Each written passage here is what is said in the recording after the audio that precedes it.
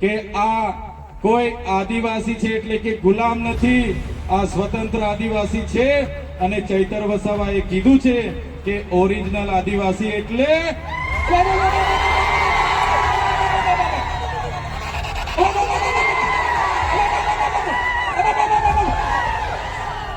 બસ એ લોકોને આટલો ભોપકારો આપી દેજો, કરી દેજો, અને અમે બધા તમારા સહકારમાંથી આવી જઈશું. આજુબાજુના આપણા આગેવાનો પણ એ ભ્રષ્ટ ભાજપના નેતાઓને ખુલ્લા પાડવા માટે. ધારાસભ્ય ચૈતર વસાવાની દાહોદના કતવારા ખાતે જનસભા યોજાઈ હતી, જેમાં જોડે બ્રિજરાજસિંહ સોલંકી પણ હાજર રહ્યા હતા. એમએલએ ચૈતર વસાવાએ દાહોદથી સત્તાધારી પક્ષ ભારતીય જનતા પાર્ટીને ઘેરવાનો પ્રયાસ કર્યો છે. ચૈતર વસાવાએ કહ્યું છે કે આ સભામાં કાર્યકરોને ના આવવા દેવા માટે ભાજપ આપના કાર્યકરો પર દબાણ બનાવી રહ્યું છે. આગળના કાર્યક્રમોમાં પણ અમારા કાર્યકરોને દબાવવામાં આવ્યા છે, પરંતુ અમે હવે કોઈનાથી ડરવાના નથી. થોડાક સમય પહેલા ભારતીય જનતા પાર્ટીના અમૃત મહોત્સવના ગૌરવ યાત્રાના રથો ગામડે ગામડે ફરી રહ્યા હતા, અને આ પછી વિકાસ મહોત્સવના રથ લઈને પણ ગામડે ગામડે તેઓ ફરી રહ્યા હતા. દાહોદના લોકોનું ગુજરાતમાં કોઈ પણ બાંધકામ હોય તેમાં મહત્વની ભૂમિકા રહેલી છે. એટલું જ નહીં, આદિવાસી સમાજના ગામોને જીઆઈડીસીઓ માટે અને નહેરો માટે ખાલી કરાવવામાં આવે છે, અને આજે હવે અમારા સમાજે હાથમાં પોટલા પકડીને છોકરાઓને લઈને શહેરોમાં રોજગાર માંગવા જવું પડે છે. દેશના પીએમ એક તરફ એવું કહેતા હતા કે ખાઈશ નહીં, ખાવા દઈશ નહીં, અને આજે દાહોદમાં મંત્રીના દીકરાઓએ કરોડો રૂપિયાનો મનરેગામાં ભ્રષ્ટાચાર કરી નાખ્યો છે. આમ ચૈતર વસાવાએ ગુજરાત સરકારના પૂર્વ મંત્રી બચુ ખાબડ પર પણ નિશાન સાધ્યું છે. તો આ સાંભળો ચૈતર વસાવાએ દાહોદમાં જનસભાને સંબોધન કરતી વખતે શું કહ્યું છે. મારી સાથે મંચસ્થ ઉપસ્થિત અને આજની દાહોદની ક્રાંતિકારી ભૂમિમાં જેમણે આપણને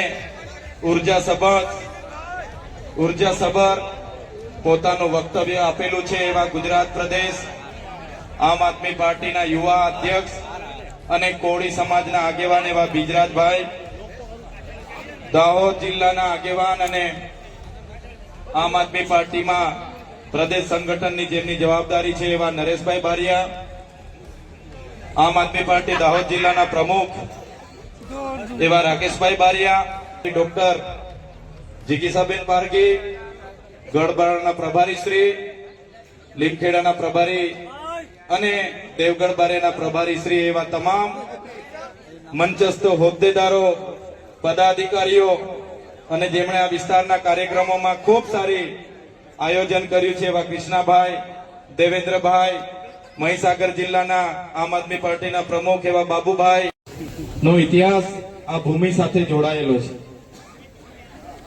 ત્યારે આગળ નરેશભાઈએ કીધું, આગળના ઘણા આગેવાનોએ જણાવ્યું કે ભાજપના કેટલાક નેતાઓ આ કાર્યક્રમમાં આવા જેટલા પણ લોકો હતા એમને દબાવવાનું કામ કરે છે. સાથે આમ આદમી પાર્ટીના કેટલાક નેતાઓને પણ ધમકીઓ મળે છે. આગળના કાર્યક્રમોમાં પણ એમણે કીધું કે અમારા સરપંચોને પણ કેટલાક લોકો ચેલેન્જ કરે છે. ત્યાંના અમારા સરપંચ બંટીભાઈ, રાજેશભાઈ, ચેરમેન વિજયભાઈ એમને પણ અવારનવાર દબાવવાની વાત કરે છે. ત્યારે એવા ભાજપના ભ્રષ્ટ નેતાને કહેજો કે ચૈતર વસાવા દાહોદમાં આવેલા અને એવું કહી ગયા છે કે આ કોઈ આદિવાસી છે એટલે કે ગુલામ નથી, આ સ્વતંત્ર આદિવાસી છે. અને ચૈતર વસાવાએ કીધું છે કે ઓરિજિનલ આદિવાસી એટલે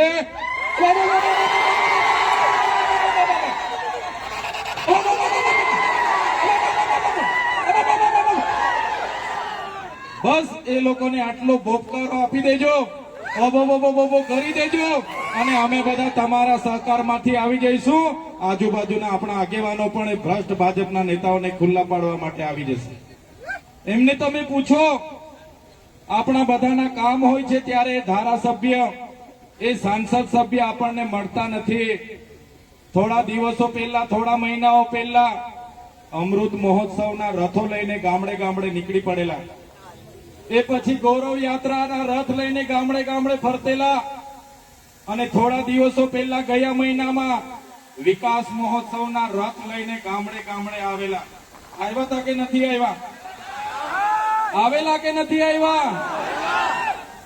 ત્યારે કયો વિકાસ છે? આજે ગાંધીનગરમાં હું કોઈ જગ્યાએ જામ છું, બાંધકામ ચાલુ હોય ત્યારે ઉભા રહીને બેનને પૂછું, બેન નાના નાના છોકરાઓ સાથે તમે મજૂરી કરો છો, કયા વિસ્તારના છો? તો બેન કે ભાઈ અમે તો દાહોદના છે. જ્યારે હું રસ્તા પરથી નીકળું, ડામર રોડનું કામ ચાલતું હોય, આરસીસી રોડનું કામ ચાલતું હોય અને બહેનો ત્યાં કામ કરતી હોય, કાળી મજૂરી કરતી હોય, ધગધગતા તાપમાં અમને થાય કે આ કાના છે, આપણા વાળા જેવા લાગે છે, ગાડી ઉભી રાખો, આપણે પૂછી લઈએ. અને ઉભા રહીને પૂછીએ કે બેન કાના છો, ક્યાંથી આવ્યા છો આ રોડનું કામ કરવા માટે? તો મને કે ભાઈ અમે તો દાહોદથી છે. ત્યારે સાથીઓ, આઝાદીની લડત હોય કે આ દેશના વિકાસની વાત હોય, એ ચાહે વિધાનસભાનો પાયો હોય, હાઈકોર્ટનો પાયો હોય, કલેક્ટર કચેરીનો પાયો હોય, આઈજીડીઆઈજી કચેરીનો પાયો હોય કે ડીએસપી કચેરીનો પાયો હોય, એ પાયામાં આ દાહોદના લોકોનો પરસેવો છે, એટલે આજે ઇમારતમાં આવીને ઊભી છે. આ દાહોદના લોકોના પરસેવાથી બનેલી ઇમારતો છે. અમે ડેમમાં જ્યારે જમીનો જતી હતી, અમારા આદિવાસી સમાજે આખા ને આખા ગામડા ખાલી કર્યા છે. નેશનલ હાઈવે બને, આખા ને આખા ગામડા ખાલી કરાવ્યા છે. નહેરોમાં ખાલી કરાવ્યા, જીઆઈડીસીઓમાં ખાલી કરાવ્યા, જીએમડીસીઓ માટે ખાલી કરાવ્યા. અને આજે જ્યારે અમારો સમાજ હાથમાં પોટલા, હાથમાં છોકરા અને 2 ટકના રોટલા માટે આજે અમારે શહેરોમાં જવું પડે છે, ત્યારે ધારાસભ્યને શરમ નથી આવતી, એ સાંસદને શરમ નથી આવતી. કયા વિકાસની વાતો કરવા માટે રથો લઈને ફરે છે? 30 વર્ષથી તમારી સરકાર છે. માત્ર ભય, ભ્રમ અને ભ્રષ્ટાચાર અમારા લોકોને જોવા મળ્યો છે. આજે અમારા દાહોદમાં લોકોને રોજગારી નથી અને દેશના વડાપ્રધાને કહેતા હતા કે હું ખાઈશ નહીં ને ખાવા દઈશ નહીં. અને દાહોદમાં ભાજપના મંત્રીના દીકરાઓએ કરોડોનો મનરેગાનો કૌભાંડ કરી દીધું. એમના દીકરાઓએ અમારા ગરીબ લોકોની રોજગારીના પૈસા ખાઈ ગયા. આ દાહોદના મંત્રીએ ત્યાં બિરસા મુંડા યુનિવર્સિટીમાં 65 કરોડનું કૌભાંડ કર્યું. આ દાહોદના મંત્રી અને સાંસદોએ નલ સે જલમાં કરોડોના કૌભાંડ કર્યા છે. મહીસાગરમાં 223 કરોડના કૌભાંડો બહાર નીકળ્યા. દાહોદમાં તપાસ અમે માંગી અને તપાસમાં અહીંના સાંસદ અને ધારાસભ્યના નામો આવ્યા. આ લોકોએ તપાસ બંધ કરી દીધી. ત્યારે આમ આદમી પાર્ટી, આમ આદમીના ટાઈગરો આવનારા દિવસોમાં તમામ જગ્યાએ જશે અને નલ સે જલ હશે, મનરેગા હશે, જંગલ ખાતું હશે, ટ્રાઇબલ સપ્લાન હશે, આદિ આદર્શ ગ્રામ હશે, ગુજરાત પેટર્ન હશે, એટીવીટી હશે. તમામ યોજનાઓમાં થયેલા કરોડોના કૌભાંડો આ ભારતીય જનતા પાર્ટીના આવનારા દિવસોમાં અમે બહાર લાવીશું. થોડા દિવસ પહેલા હું ડુંગરી ગામે આવ્યો. અમારા સરપંચ રાજેશભાઈ ને વિજયભાઈ ને, અમારા બંટીભાઈ ને, ત્યાંના ધારાસભ્ય અને સાંસદે કીધું તમે ચૈતર વસાવાને અહીંયા લાવ્યા છો, કેમ લાવો છો? એ આદિવાસીઓને જાગૃત કરે છે, આદિવાસીઓને બોલતા કરે છે. આદિવાસીઓ જાગી જશે તો અમારી ખુરશી જતી રહેશે. અને પાછા એવું કહેવા માંગતા હતા અમે હજુ, અને અમે જયારે આ વિસ્તારમાં 7-12 ના ખોટા નામો ચડાવી દીધા, બીજાના નામે જમીનો લઈ લીધી, એનું કૌભાંડ ઉજાગર કર્યું, ત્યારે આ ભૂપેન્દ્રભાઈ પટેલ અને હર્ષ સંઘવીને ગમ્યું નહીં. એમણે કીધું આદિવાસી ચૈતર વસાવા અમારી 30 વર્ષની સરકારને કેમ ચેલેન્જ કરી શકે? આ આદિવાસી યુવાન અમને વિધાનસભામાં સવાલ કઈ રીતના કરી શકે?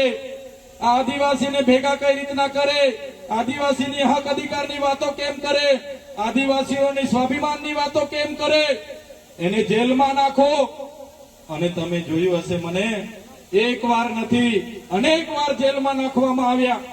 એક વાર જેલમાં નાખવામાં આવ્યો, બીજી વાર મારા પરિવાર સાથે 90 દિવસ જેલમાં રાખવામાં આવ્યો, અને ત્રીજી વાર હમણાં પણ મને 80 દિવસ જેટલી જેલમાં રાખવામાં આવ્યો. એક સામાન્ય બાબતમાં જ્યારે મામલતદાર ટેબલ પર જામીન આપી દે, છતાં આ લોકોએ મને સેશન કોર્ટમાં રજૂ કર્યો. મારા વકીલોને કોર્ટમાં આવવા નહીં દીધા. મને નર્મદા જેલની જગ્યાએ સેન્ટ્રલ જેલ વડોદરા રાખવામાં આવ્યો. તારીખ પર તારીખ, તારીખ પર તારીખ, તારીખ પર તારીખ, તારીખ પર તારીખ, તારીખ પર તારીખ, અને 80 દિવસ સુધી મને જેલમાં યાતનાઓ આપવામાં આવી. ત્યારે એમણે કીધું, ચૈતરભાઈ, હવે તમે અવાજ કરશો તો ફરી જેલમાં તમારે આવવું પડશે. તમે ભાજપમાં જતા રહો, ભાજપમાં અમારી સરકારમાં આવતા રહો, તમને મંત્રી બનાવી દઈશું, તંત્રી બનાવી દઈશું. તમે આદિવાસીઓનું લડવાનું બંધ કરો. ત્યારે મેં એ લોકોને પણ કહેવા માંગુ છું, ચૈતર વસાવાને 1 વાર જેલમાં નાખવાથી, 2 વાર જેલમાં નાખવાથી, 3 વાર જેલમાં નાખવાથી ચૈતર વસાવા ડરી જાય એવા વસાવા નથી. આ ચૈતર વસાવા આદિવાસીનો દીકરો છે.